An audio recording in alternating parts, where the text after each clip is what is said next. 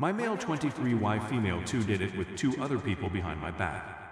So, to give you some background, I married her back in November of 2020, and we've been on a bumpy road trying to establish stability in both of our lives for quite some time. We come from varied backgrounds and are aware of our variances in how we make decisions about what to do and what not to do. So the narrative goes as follows.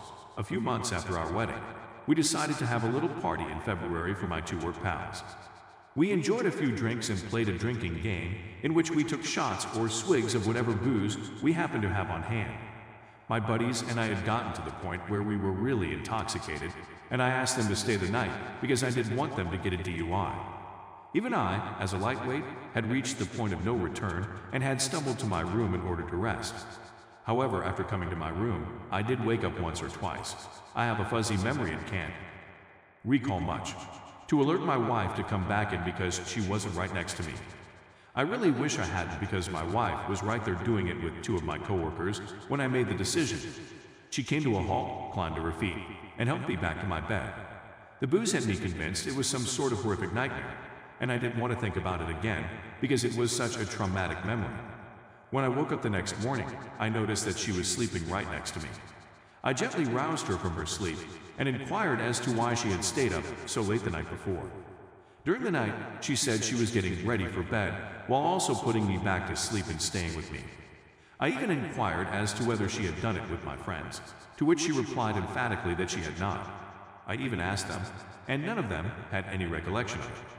For what seemed like an eternity, I struggled to tell myself that it was all a bad dream and that I was simply overthinking the possibilities of what could have happened.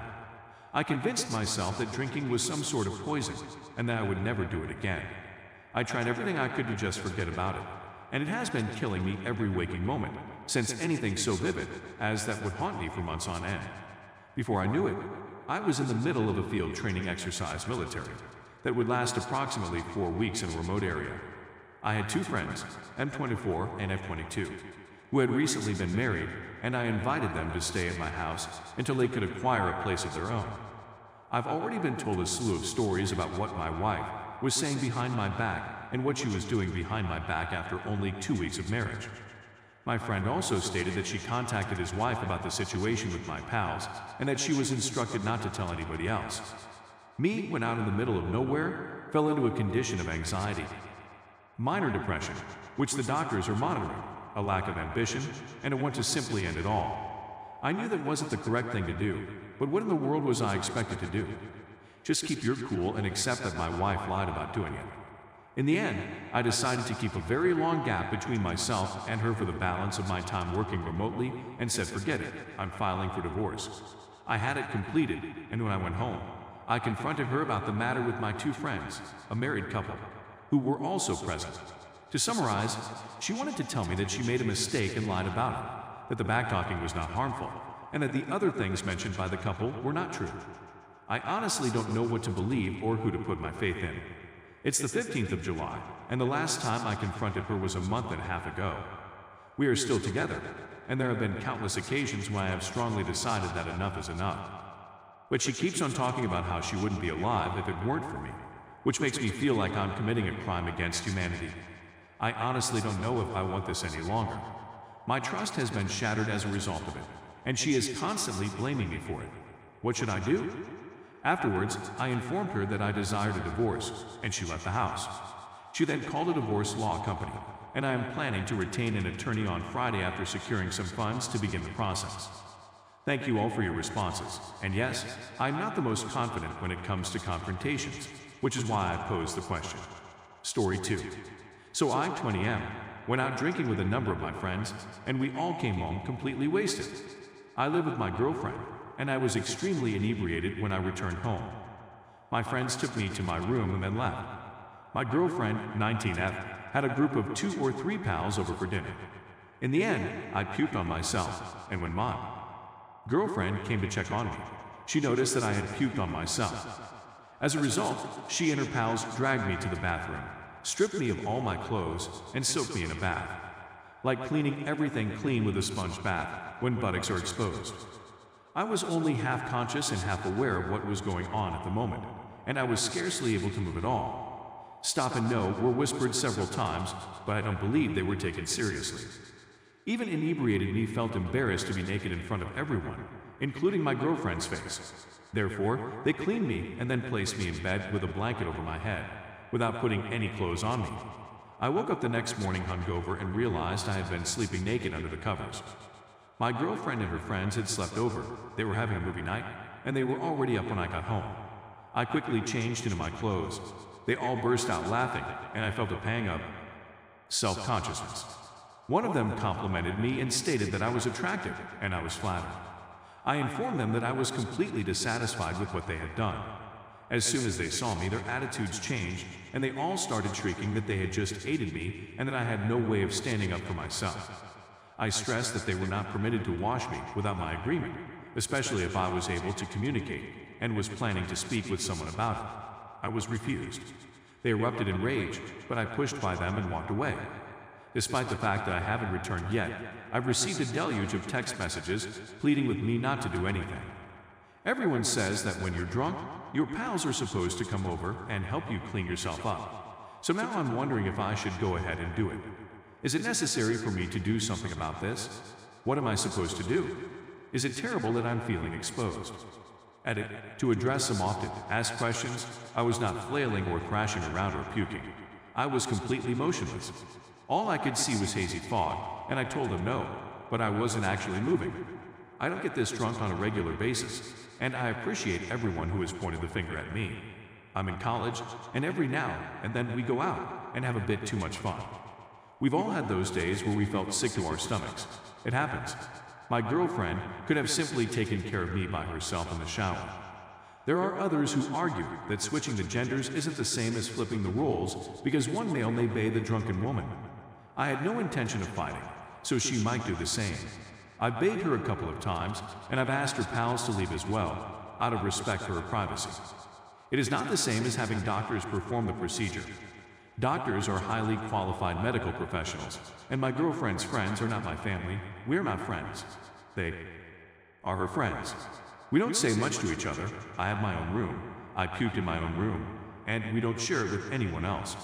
For those who are interested, my height and weight are 5'11" and 138 pounds. My girlfriend is 5'7" and weighs 124 pounds. Update. Hi again, everyone. I'm the little crybaby whose girlfriend and her friends gave me a group bath. Sound weird yet? To clarify, I was fine with them helping me go to the tub, but my GF knew I was uncomfortable with her friends being there, and trust me, she did not need their help. I've cleaned her up before, and she's cleaned me up once before, and she did it on her own. These are her friends, not mine. We don't have a relationship. They touched me all over while I was vulnerable and without clothes.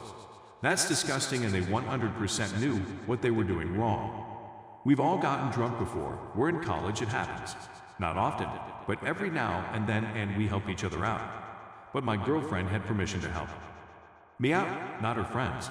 Just like how she gives me permission to help her out, not her friends. They'd all stayed there. They knew they should have left. I told them to stop. Anyway, the point isn't that, it's the update. I was staying at my friend's house, and he was on my side, thankfully.